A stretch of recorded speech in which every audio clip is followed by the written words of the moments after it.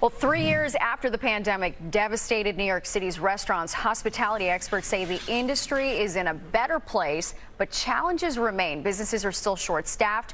They're dealing with debt and soaring rents. And then, of course, there's inflation. Here to talk more about the state of restaurants in our city is Andrew Rigie, Executive Director of NYC Hospitality Alliance. Andrew, thank you so much for joining me. Thanks for having me. So you walk the streets and you notice some restaurants are packed, they're thriving. There's others that are shuttered up.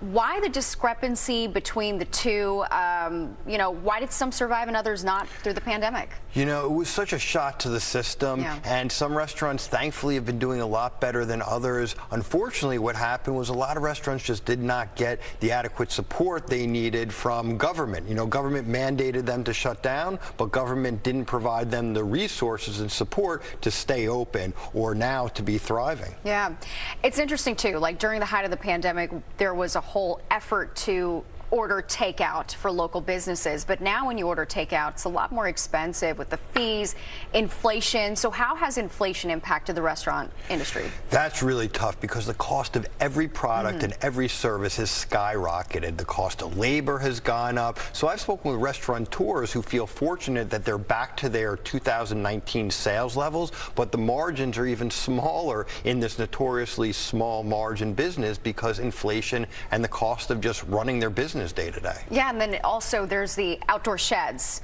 So during the pandemic, these sheds were the lifeline to keep dining going during this global pandemic. And now a lot of people call them a nuisance. They're sitting there, they're unoccupied.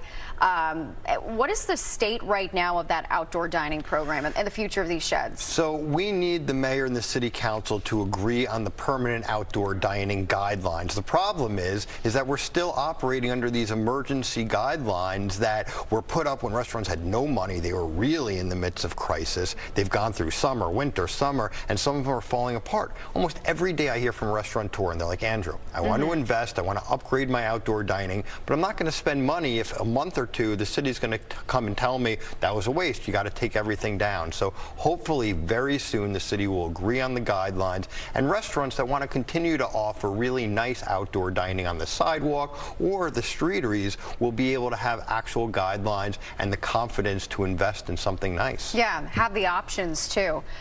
What's the state of finding workers? Has that been a struggle for businesses? That's been really tough, and you know, we've told customers and just all the time, just because you see a busy restaurant, you feel like things are back to normal. It's not in the city's restaurant industry. Most restaurants so often operating short staff, so customers should still be patient like they were earlier in the pandemic.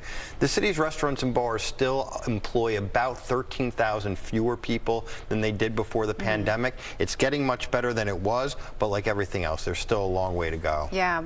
What does the road to recovery look like? What needs to be done to get back to pre-pandemic levels with restaurants? You know, I think time hopefully will continue to get back. More people will go into the office, more tourists will come to the city, more people will be out spending money. You know, it's happening, but these businesses that had all this debt related to the pandemic, they couldn't pay their rent, they couldn't pay for all these other expenses, even though they have people back dining at the restaurant, they're paying off debt, and that's going to impact the industry. So I think it's going to take a combination of time and also our city lawmakers, state lawmakers to understand they need to keep passing policies that are going to help them. Things like outdoor dining really help businesses. They keep saying, with outdoor dining, without it, I don't know what I would do. Yeah, it makes sense. All right, Andrew Rigie, appreciate you coming on the show. Thanks so much. Thank you.